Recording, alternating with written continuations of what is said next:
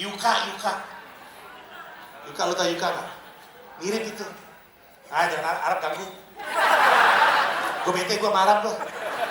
Garing! Lapar! Ganggu banget aja, pengen gue injek lehernya.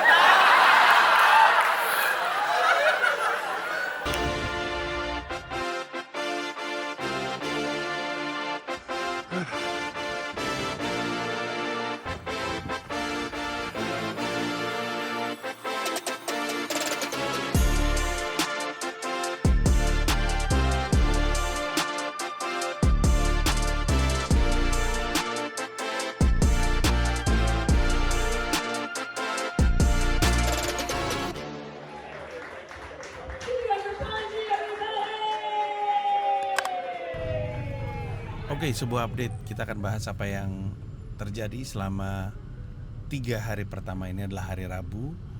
Gua mengisi Senin, Selasa, Rabu nih dengan hal-hal berbau Suci Kompas TV. Suci udah jalan lagi. Mereka ada di season 12. Mereka memasuki sesi ini dengan 11 peserta setelah mereka punya berapa gitu. Tadinya berapa jumlahnya pas pre-show habisin banyak, sisa 11. Nah, gua Senin, Selasa, Rabu kegiatannya berbau suci. Kayak misalnya hari Senin gua memulai dengan mentoring suci 12. Setiap suci dari season 1 sampai dengan season 12, dari 2011 sampai sekarang 2026, gua selalu punya peran dari nge-host, juri tetap, kalau sekarang juri tamu karena gue masih banyak bolak-balik ke New York, termasuk menjadi mentor. Itu peran yang gak pernah hilang dari season 1 sampai season 12 sekarang. Dan itu gue anggap sebagai sebuah kemewahan ya, kesempatan yang baik buat gue untuk bisa terus berbagi ilmu sama peserta suci. Karena kan peserta suci ini kan sudah melewati proses saringan yang berat gitu ya, yang menyaring mereka tuh pada Indro, ya Radit juga, ya Cing Abdel juga, ya Gilbas, ya Awe, David, banyak banget lah. Sehingga siapapun 11 komika yang terpilih itu pasti komika-komika terbaik di angkatannya. Nah gue sayangnya gak ketemu sama seluruh 11-nya karena gue keluar gue masuk udah lewat 2 episode. Episode pertama Alma sama Ripa yang keluar, episode kedua Ili yang keluar. Gue ketemu sisa 8 dan gue mementor mereka tentang brand mereka, tapi terlebih tentang gimana caranya ngebangun karir dan apa peran serta posisinya Suci dalam pengembangan karir setiap komika termasuk diri mereka sendiri. Jadi gue ngejalanin itu, abis itu gue ke markas, abis itu gue sempat mampir untuk kedua kalinya ke podcast Gultik, hostnya Rio Dumatubun dan Rais. Nah, seperti biasa gue senang kalau gue jadi tamu yang paling sering kembali. Dan kalau di Gultik ternyata gue adalah orang pertama yang muncul 2 kali. Tapi highlightnya adalah gue berhasil membuat si Rais cukur kumis. Gara-garanya kan Rais selalu dibicarain mirip Dipo. Terus gue bilang, kayaknya kalau misalkan Rais cukur kumis sama cukur jenggot makin mirip Dipo deh. Tolong dong, gue kangen ya sama Dipo. Gue bilang, tolong cukur kumis lu, cukur jenggot lu. Awalnya cuma berhasil di Jambang, terus lama-lama kumis ya dicukur. Lucu. Abis itu gue balik lagi ke markas. Terus gue meeting. Itu hari Senin. Hari Selasa pagi gue sempet meeting. Terus seharian banyakan meeting sih. Malamnya gue ngisi open mic Suci. Jadi kan Suci itu taping setiap hari Rabu.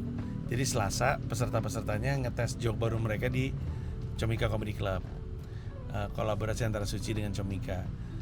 Nah karena ada kesempatannya, karena ada panggungnya, karena ada penontonnya, gue pikir gue sekalian aja naik untuk nyobain joke-joke gue. Cuman gue nggak nonton pesertanya manggung tanpa gue tonton karena gue nggak pengen terganggu dengan mengetahui set mereka, karena hari ini, di hari Rabu ini, gue menjadi juri tamu di Suci 12 Kompas TV.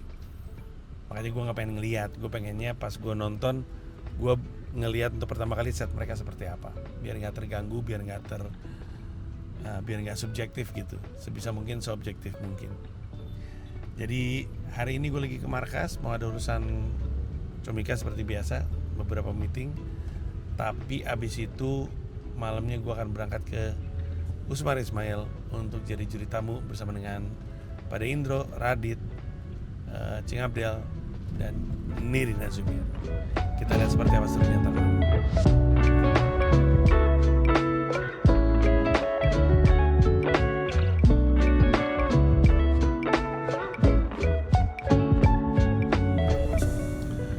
Oke, sebuah update terakhir gue cerita sama lo, gue menjuri di Suci 12 berjalan dengan menyenangkan.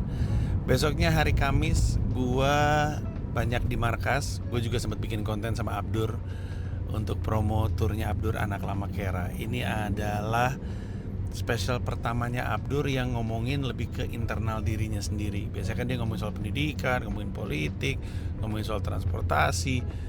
Kali ini dia ngomongin soal dirinya sendiri, bagaimana Abdur Arsyad itu bisa menjadi seorang Abdur Arsyad yang kita kenal.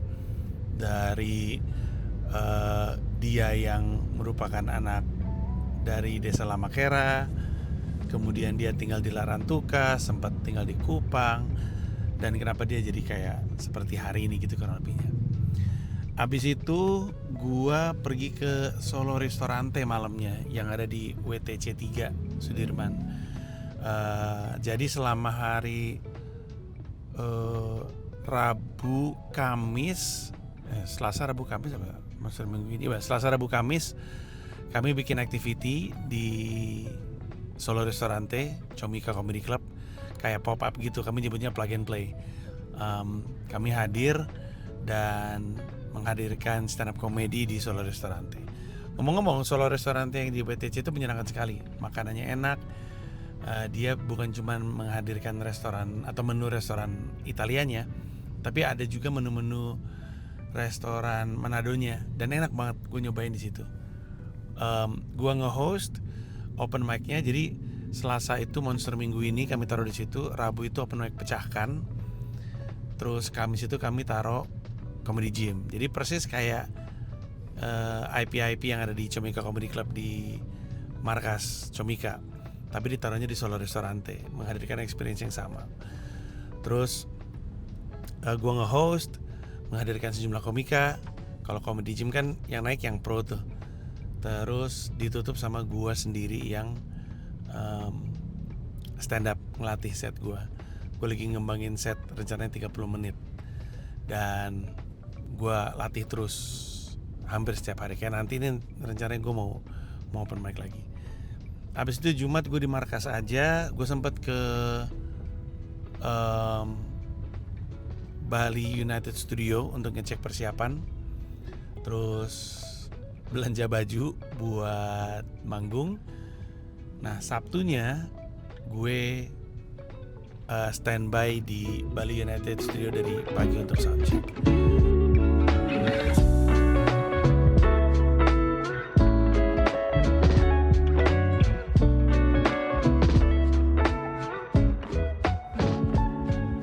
Oke, sebuah update ini adalah 18 April 2026. Gue sedang di ruang tunggu gue di venue atau tempat penyelenggaraan Kroyokan Special, di mana gue akan dikelilingi 850 penonton dan kita akan crowdwork selama sejam lebih. Tadi pagi gue udah soundcheck, kelihatannya aman.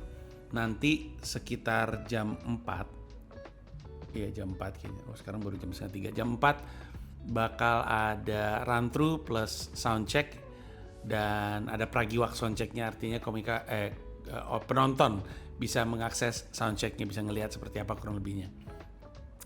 Terus udah gitu itu akan dilakukan bersama dengan pengisi acara lainnya, ada Oza, ada Dwik, dan juga ada Ristek. Nah Highlightnya adalah gue baru tahu kalau ternyata hari ini ada 3 acara stand up, minimalnya 3. Gue nggak tahu kalau ada satu lagi. Ada 3 acara stand up di Jakarta. Ada Keroyokan hari ini di Bali United Studio. Ada Kartinian, acaranya stand up Indo di Usmar Ismail, di mana ada 11 komika perempuan pada manggung. Karena ini kan April ya, tanggal 21 April kan hari Kartini. Terus ada Improvindo X HHH Corp di Taman Ismail Marzuki. Jadi mereka kolaborasi bikin acara improv.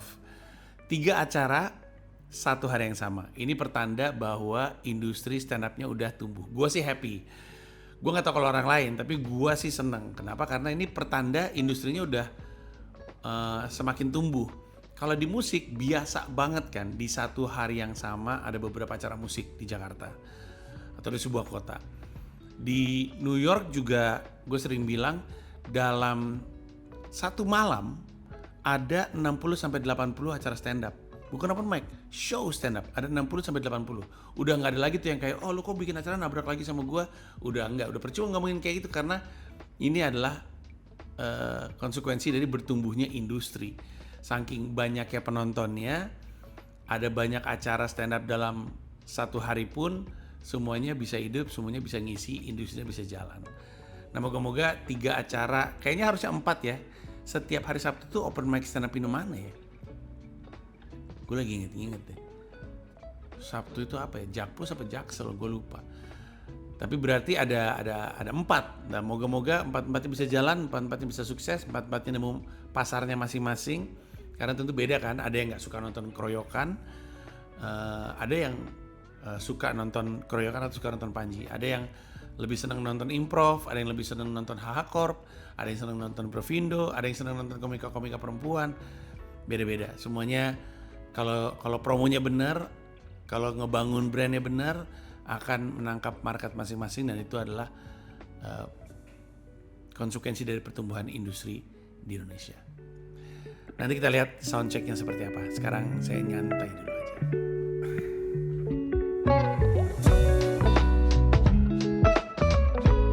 Soundcheck pagi sekitar jam 10 kalau gue nggak salah. Terus ketika mulai sore jam 4 kalau gue nggak salah, kami run through bersama dengan para talent. Ada Oza sebagai host, ada Duik sebagai opener, ada Ristek juga sebagai opener. Terus sempat pergi work soundcheck juga, mencoba. Kali ini pergi work soundcheck tuh benar-benar dibutuhkan supaya kameranya bisa ngetes lightingnya, bisa ngetes pergerakan gua, bisa ngetes apakah kalau gua ngomong sama penonton kameranya ngejar atau enggak. Terus sempat ngecek musiknya apakah kedengeran atau enggak sama gua di panggung, apakah ada delay, apakah gema. Dan persiapannya udah oke. Malamnya berjalan. Nah gue bisa bilang gue suka sekali keroyokan di depan 850 penonton karena jauh lebih seru. Penontonnya 10 kali lipat dari yang ada di markas. Keseruannya menurut gue juga 10 kali lipat yang ada di markas. Udah mah bahannya gak putus-putus, bahannya banyak banget.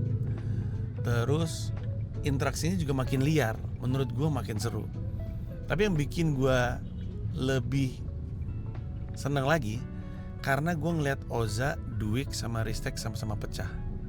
Gue tuh pengen banget mempopulerkan crowdwork di Indonesia. Kebetulan momentumnya gue baca udah mulai ada dengan populernya Max Amini, Matt Rife, Russell Peters dari dulu juga suka crowdwork. Tapi yang banyak klip crowdworknya nih sekarang ini Max Amini, terus udah gitu juga Matt Rife sama Morgan J. Itu juga banyak crowdwork tuh. Morgan J pakai autotune sih, tapi tetap crowdwork. Karena ini adalah satu skill yang gak mudah sebenarnya. Kalau stand up itu kan setup dan punchline-nya udah dilatih berkali-kali, udah ditulis, dikonsep, dilatih berkali-kali. Kalau crowdwork itu kan setupnya datang dari penonton, terus di tempat lu mesti menemukan kelucuan. Menurut gue tidak mudah, gak semua komika seperti itu.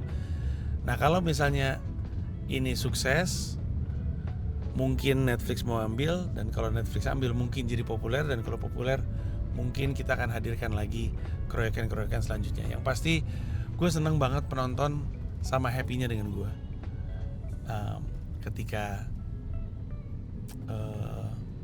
keroyokan spesial kemarin. di Bali United Studio. Dan yang juga bikin gue happy adalah shots-nya.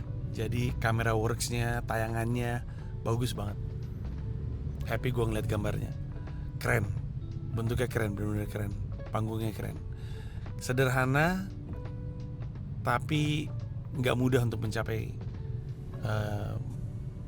bentuk tayangan seelegan itu. Abis itu besoknya gue nggak ngapa-ngapain, gue cuman lari di GBK 12 kilo.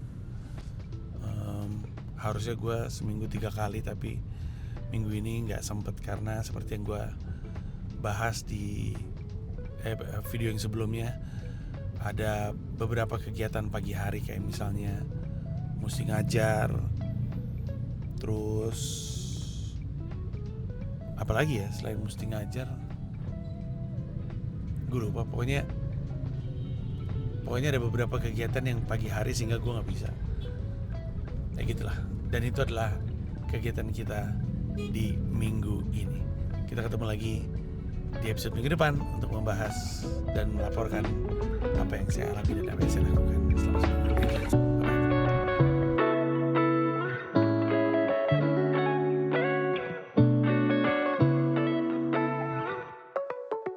Terima kasih banyak udah nonton video YouTube gue. Mau mengingatkan bahwa di YouTube gue tuh ada membership program, di mana kalau lu jadi bagian dari member, lu bisa mendapatkan akses terhadap video-video eksklusif hanya untuk member yang nggak bisa ditonton oleh orang lain.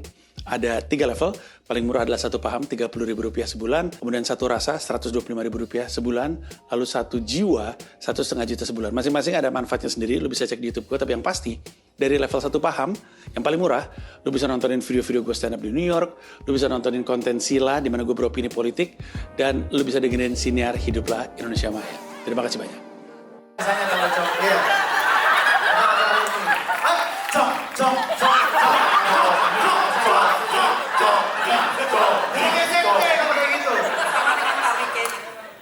Sama dengan tari kecak itu. Sama kayak tari kecak. Iya, kalau cok cok cok.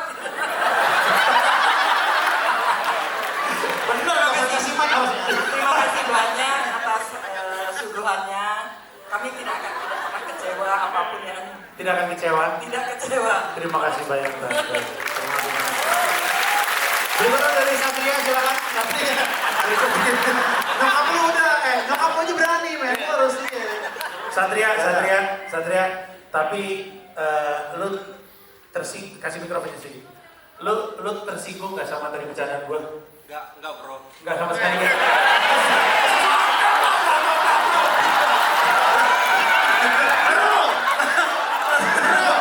Saya aja masih pakai emas. Enggak bro.